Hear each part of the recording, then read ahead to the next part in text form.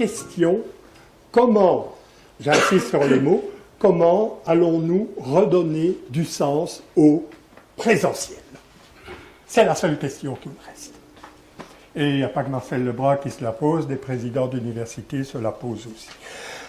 Alors les classes inversées là-dedans par rapport à ça, ça renverse quoi au juste les classes inversées? Alors vous allez voir que mon propos de nouveau, ça ne veut pas dire que c'est ce que je crois, parce qu'alors je serais complètement éclaté. Mais vous allez voir que je vais vous donner des modèles de classes inversées où, dans le discours, vous sentirez bien bof, mais que les classes inversées, ça peut être aussi autre chose, un peu comme les MOOC, si vous voulez. On a lancé le concept de classe inversée, et les classes inversées, c'est devenu une sorte de forme hybride, où je passe toutes ces choses-là, où on essaie finalement de réinterroger, vous lisez en bas, les détails comme ça, c'est si vous voulez aller relire après, on essaie finalement de réinterroger le rapport présence-distance, ce que je vais faire dans l'amphi ou dans le Learning Club, d'accord, avec les étudiants, et ce qu'ils vont pouvoir faire en dehors. Ouais. N'oubliez pas de leur donner le temps de le faire, n'est-ce pas? Parce que ça, c'est une question qui revient. Ben oui, mais de nouveau, fossilisation des pratiques. Si on continue à faire les enseignements comme avant, avec des grilles horaires surchargées, je parle pour la Belgique, dans certaines hautes écoles, ils ont 32 heures de présence en salle par semaine. Quand est-ce que vous voulez qu'ils apprennent? Eh oui, il faudra revoir les grilles horaires, donc le rapport présence-temps, enseigner, apprendre, et les rapports à la flexibilité, à la mobilité. Alors, je vous décris rapidement le schéma que j'appelle level 0, c'est pas gentil, level 1, on va dire, ras des pâquerettes un peu au-dessus, de la classe inversée.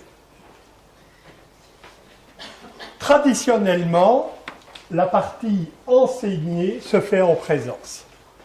Il y a cours dans l'amphi B17 de 14 à 16 heures, ou TP, ou peu importe. L'apprentissage, c'était mon cas. On se retrouve 2-3 semaines avant les examens avec des piles de notes, etc., et on se dit, mon Dieu, comment je vais mettre ça dans ma tête? L'apprentissage est un processus irréductiblement solitaire. C'est moi qui vais devoir apprendre. On peut demander aux autres, oui, je le sais bien, mais malgré tout, le prof, il va tester mes connaissances à moi. Il va remettre un 17 sur 20 ou un 11 sur 20 à Marcel Lebrun, pas au groupe B, quoi. L'idée des classes inversées, inspirée par les technologies, les approches compétences et tout, c'est de dire, on va essayer de meubler les deux autres. En disant qu'une partie de l'enseignement peut se faire à distance, et vous voyez, j'ai poussé le clin d'œil jusqu'à mettre des livres. Oui, j'ai vécu une classe inversée en 1972. Un professeur de mécanique rationnelle, donc c'est un mélange de mathématiques, il avait un livre, et chaque semaine, il nous disait de lire un chapitre et qu'il répondait aux questions. Vous savez quoi? On ne le faisait pas. C'est dans son livre, on étudiera ça. Eh bien, la deuxième semaine, il est arrivé. Alors, vous avez des questions sur le chapitre 1? Il y avait un amphi comme ça, on était avec les ingénieurs, les matheux, les physiciens. 2 personnes, toujours environ au premier rang. On posait des questions, pourquoi il y a une virgule, un point, etc. Il a répondu, mais il a répondu vraiment bien. Et puis, il a eu un grand sourire que je vois toujours, pourtant c'est 72. Hein. Il a dit, il n'y a pas d'autres questions? Il y avait 20 minutes de cours. Pas d'autres questions? C'est normal, hein, c'était le premier chapitre. Pour la semaine prochaine, vous lisez le chapitre 2. La 3e semaine, il y avait déjà plus de questions. À partir de la 6e et la 7e semaine, nous nous réunissions pour préparer les questions. Questions de mentalité, madame, messieurs. Ils n'ont jamais fait ça, pourquoi est-ce que tout à coup ce prof il fait ça? Et donc là, ça se pose la question sur l'innovation et le collectif par rapport à l'innovation. Et donc l'idée de cet enseignement qui passe à distance, et c'est compliqué, c'est de redonner du sens à la présence et de voir qu'est-ce qu'on va faire à la présence, à cet instant magique où des humains se rencontrent. Pas pour écouter la voix d'eux, des voix, il y en a un peu partout. Ça, c'est le schéma initial. Alors, est-ce que vous voyez bien que je n'ai pas fait disparaître l'enseignement traditionnel? Je l'ai mis un peu en estompé. Pour vous dire que je ne crois pas aux révolutions. On va passer du système traditionnel là-bas, au système classe inversée. Il va y avoir des hybridations. Parce que si vous ne faites que des classes inversées, tôt ou tard, ce sont vos étudiants qui vont demander de faire des cours magistraux. Mais monsieur, vous nous faites travailler depuis 3 semaines, mais vous, qu'est-ce que vous pensez de nos thématiques? Et dans tel groupe, ils ont dit que, et dans l'autre groupe, ils ont dit que, mais qu'est-ce que nous faisons avec ça? Et tout à coup, je me retrouve à répondre à des questions que mes étudiants se posent. Voyez un peu ce changement. Ce n'est pas simplement de la mécanique d'agenda, ce sont des mentalités, et les mentalités, ça prend. J'ai pris le cas de l'ESP, donc ce sont les écoles supérieures du professorat et de l'éducation de l'Académie de Strasbourg, qui ont lancé en équipe une cohorte d'enseignants qui ont essayé d'inverser leur cours. L'idée du en équipe est importante. Et si vous allez sur ce site, vous allez voir qu'il y a des épisodes avec des échecs, et puis ils ont essayé de les corriger, etc., en essayant toujours de ne pas faire des problèmes qui inhibent, mais d'essayer de trouver des solutions qui corrigent. Alors, ça c'est encore mon petit canard de Marcel. Vous voyez la classe inversée à distance des vidéos, des textes, en présence du débat des questions-réponses. D'accord, pour simplifier le dessin. Ça ne marche pas bien. Vous savez, après 3-4 semaines, principe de variété, ils en ont marre de devoir regarder des vidéos et puis de venir dans l'amphi avec des questions-réponses. Ça ne veut pas dire que le système n'est pas bon. Ça veut dire qu'il ne peut pas être généralisé tout le temps. Moi, j'ai appelé ça la classe translatée. Il y en a, ils ne sont pas contents. Mais oui, anciennement, nous avions le cours et puis les TP, et on a fait ça. On met le cours avant le cours, et pendant la classe, on fait les TP. Donc on a translaté. Le rapport au savoir est toujours le même. C'est le savoir d'abord. Écoute ce que j'ai à te dire. Tu poseras des questions après. Oui, mais monsieur, à quoi ça sert? Tu verras bien. Le savoir est toujours devant. Alors, ça c'est mon histoire un petit peu. J'ai essayé de changer. Niveau 2. Et j'ai dit, tiens, mais si à distance je leur demandais des recherches documentaires, des travaux, préparer une activité, je les mets en groupe de 5-6 étudiants, et je dis le groupe 1 va travailler telle thématique, le groupe 2 telle thématique, etc. Je vais vous donner du temps pour le faire, vous verrez comment, et vous viendrez présenter tout cela. À ce moment-là, évidemment, on sort du schéma habituel, des vidéos avant, le savoir avant. Non, on a le contexte avant et la mise en opposition, en structuration, etc., de ces éléments de contexte pendant la classe. Ça ne marche pas bien non plus parce que les savoirs, ils sont un peu disparus. Les élèves arrivent avec telle idée, d'autres avec telle idée, et puis c'est ce que je vous disais, ils disent, oui, mais qu'est-ce qu'on fait nous avec ça? Donc dans un cas, les savoirs, ils sont très très présents, dans l'autre cas, ils sont presque évaporés. Eh bien, la bonne idée, c'est peut-être le niveau 3, c'est-à-dire de faire les 4 événements des classes inversées. Ça veut dire quoi, ça? Et c'est ma façon de voir les classes inversées. Je commence par des thématiques qui sont travaillées par les étudiants. Ils viennent les partager. Ils font des exposés, des animations, des débats, ils proposent des activités. Donc c'est très variable. Vous savez, quand je présente ça à mes étudiants, ils me disent « Donc monsieur, pour la semaine prochaine, il faut faire une présentation ?»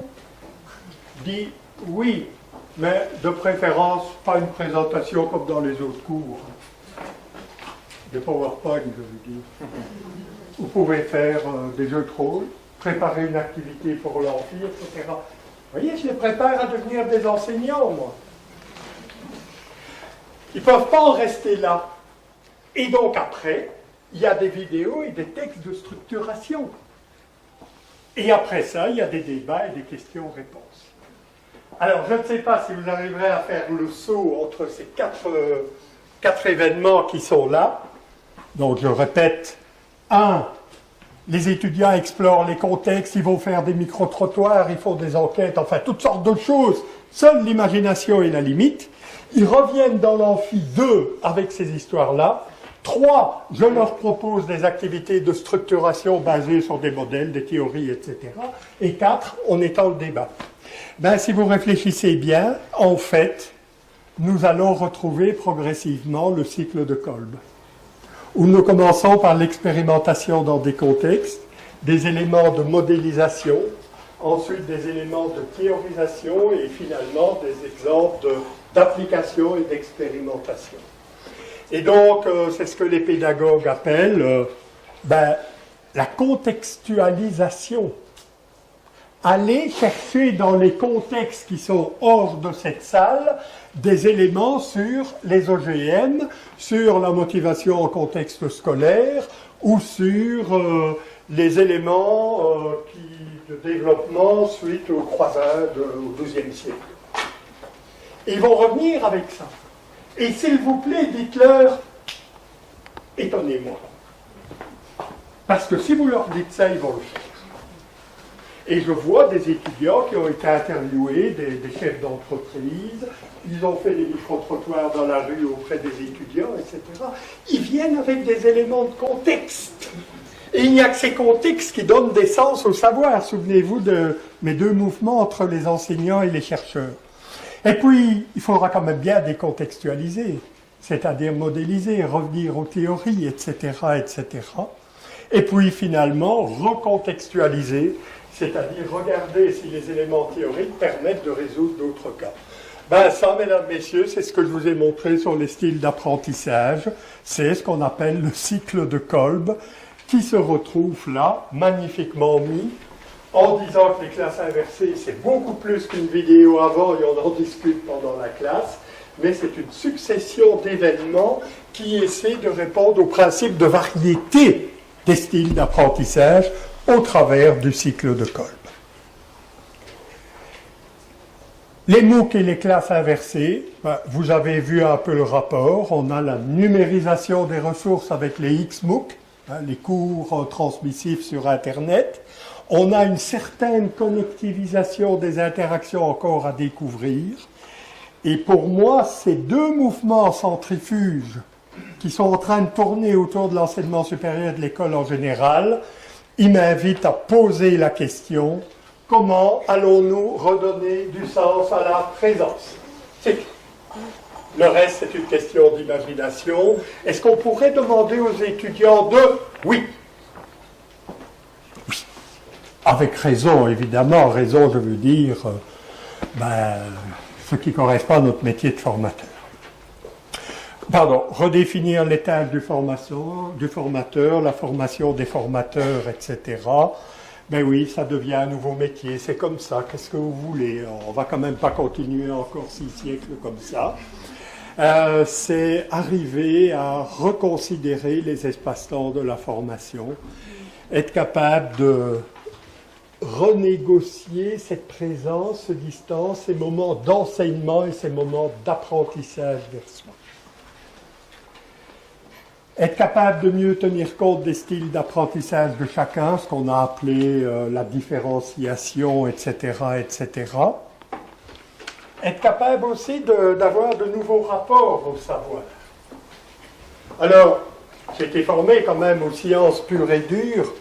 Je sais la pertinence, la difficulté aussi de construire ces savoirs tout à fait normalisés, qu'ils ont été construits par une sorte d'aventure humaine finalement, mais malgré tout, notre rapport au savoir est en train d'apprendre aussi à mettre de l'ordre dans le désordre, dans des structures désordonnées, rendre les étudiants actifs, interactifs, tout ça vous savez, répondre à des questions que les étudiants se posent plutôt que de répondre à des questions qui ne se posent pas, j'avais commencé avec ça, mais on se rend compte aussi que c'est un changement de rôle absolument fondamental. Et, bonne nouvelle, c'est peut-être la cause du succès des classes inversées, nul besoin de tout flipper en même temps. Non. Si vous êtes encore résistant, il y en a peut-être quelques-uns ici, c'est normal par rapport à l'innovation. Ben dites-vous que dans l'un de vos cours, allez, imaginons qu'il fasse 12 semaines, je ne sais pas, si pour un point de matière bien particulier, vous essayez de faire une classe inversée en 5e et 6e semaine. On peut? Oui, on peut, bien sûr. Et redonner du magistral à d'autres moments. Ben oui, pourquoi pas? Je pense que c'est une des forces des classes inversées qui est séduisante parce que les autres modèles apportés par les sciences de l'éducation, on dirait qu'elles doivent être exclusives, quoi. Vous faites de la pédagogie par problème ou vous n'en faites pas. Le modèle de Maastricht, c'est ça finalement. Oui. Donc, ces éléments-là. Alors, je termine, j'en ai encore pour 2 ou 3 minutes, quand même vous donner un exemple concret de quelque chose que j'essaie de faire. C'est un cours que j'ai développé après avoir fait des recherches sur des dispositifs avec des collègues. Il y avait Cynthia qui était dedans, il y avait Daniel Ferraya et d'autres personnes. Et on commençait à réfléchir à ces nouveaux modes d'enseignement qui essaient finalement de renégocier la présence et la distance.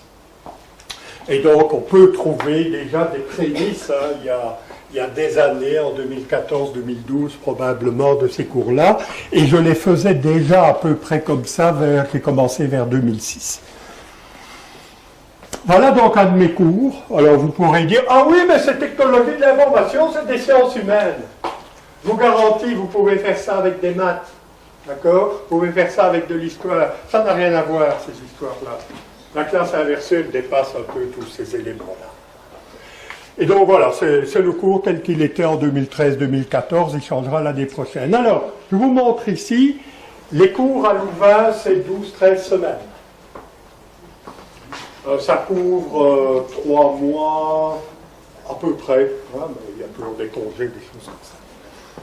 Alors, vous remarquez tout de suite des anomalies, c'est qu'il n'y a pas de 1, il n'y a pas de 3, il n'y a pas de 6, il n'y a pas de 8.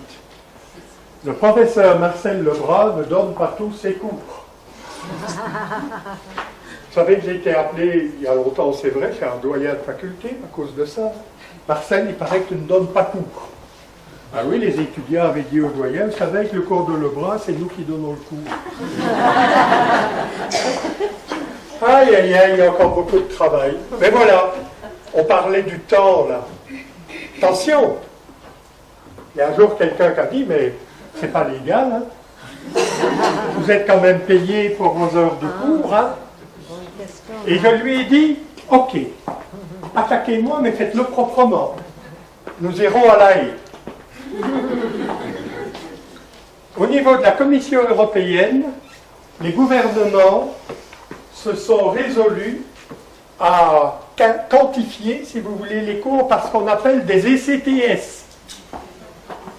Un ECTS, ce n'est pas le nombre d'heures de cours que le professeur donne, mais le nombre d'heures de travail dont je dois m'occuper, travail de l'étudiant. Et je vous assure qu'ils me disent qu'ils ont beaucoup trop de travail. Et donc, ben oui, mais on me dit toujours ça. Ah oui, mais en France, on n'est plus donné ces heures de cours et tout. Ben allez avec les ECTS et c'est terminé, hein. Vous devez vous occuper de autant d'heures de travail chez l'étudiant.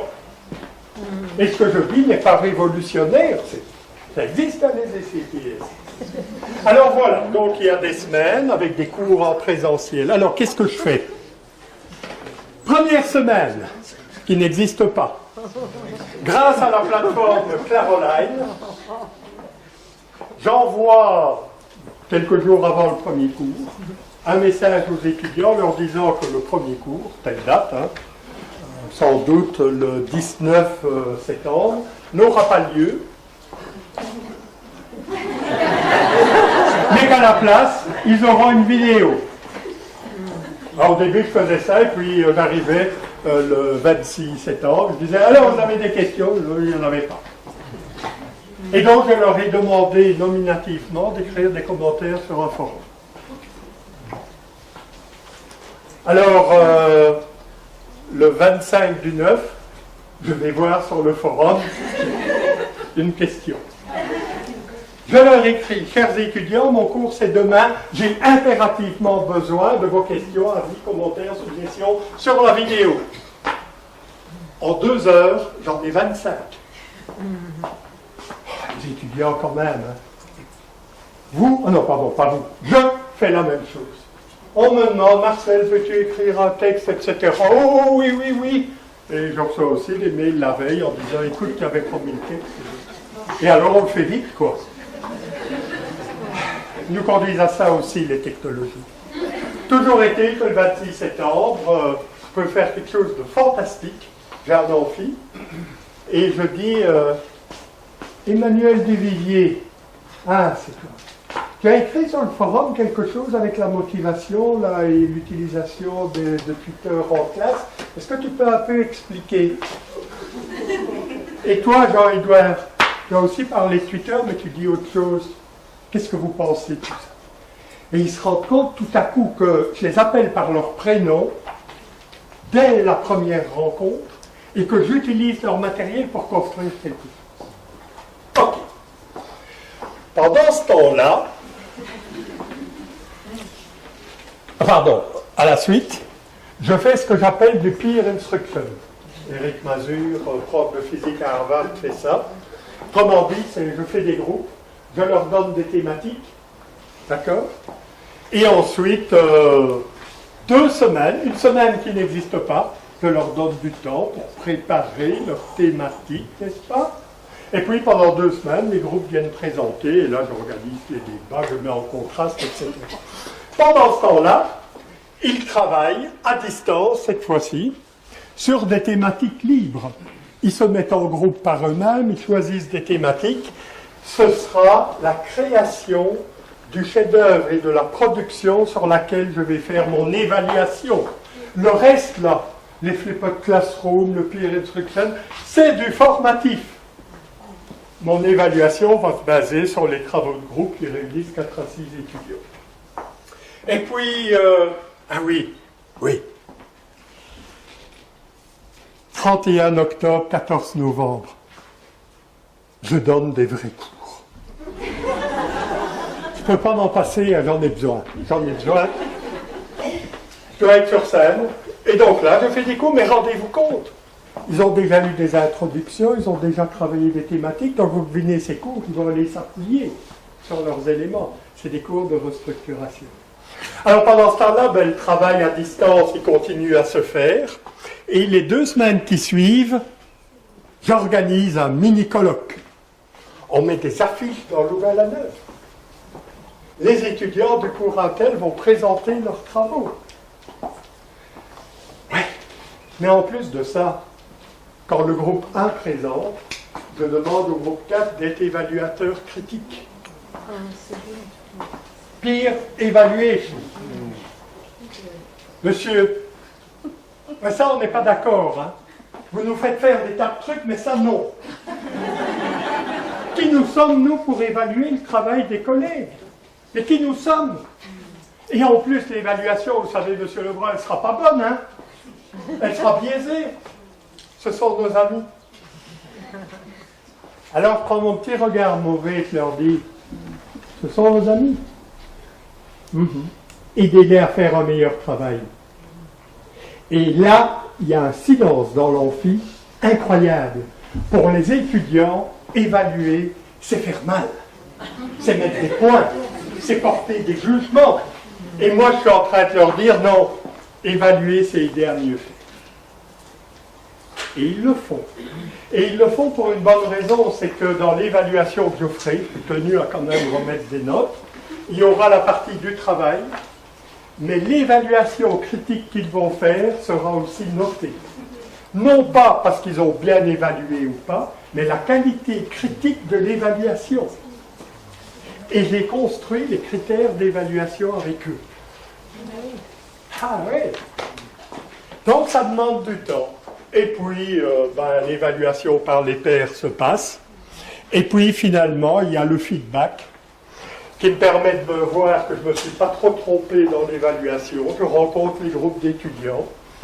J'ai encore des questions à leur poser. Je dis, tiens, dans votre travail, là, à la page 8, vous dites que vous pouvez expliquer ça? Il y a tout de suite un étudiant qui dit, oui, monsieur Brown. Non, pas toi. Vous. Expliquez-moi pourquoi vous dites ça à la page 14. Ça, c'est fondamental. Parce que sinon, je me rendais compte, c'est toujours le même qui répondait à toutes les questions. Mais non, je dis, c'est toi qui vas faire. Et ça joue sur plus ou moins 2 points, vous voyez, l'évaluation individuelle. Et dans ce cas-là, il y a quelque chose de magnifique, parce que le niveau de mes travaux a augmenté. C'est plus des travaux d'au-bête de gaz, mais c'est quand même un meilleur niveau. C'est que le plus fort, celui qui a fait le travail parfois, il est obligé d'expliquer aux autres, parce que si c'est quelqu'un d'autre qui a la question, ça risque de pénaliser tout le monde. Vous voyez ça? Voilà, je ne dis pas que je fais bien. Je dis voilà ce que j'ai pu trouver pour faire ça. Et donc, voilà, c'est fini. À Zurich, ils appellent un cours comme ça un TORC. C'est-à-dire, ce n'est pas un massif open online course, mais c'est un tiny open with restriction. Ah oui, il y a des balises, il y a des limites. Course. Alors ça, c'est eux qui rajoutent Focus on Quality and Effectiveness. Et donc là-dedans, je travaille les facteurs dont je vais parler, l'information, la motivation, les activités, l'interaction et les tâches, les productions. J'essaie d'équilibrer tout ça et de mettre mes étudiants en travail de compétences par rapport à certaines compétences que je juge utiles, tout en disant, je ne pense pas que c'est dans mon cours qu'ils vont développer l'esprit critique, mais si chaque enseignant de mon programme en faisait un petit peu comme moi, je crois que nous avancerions dans le développement.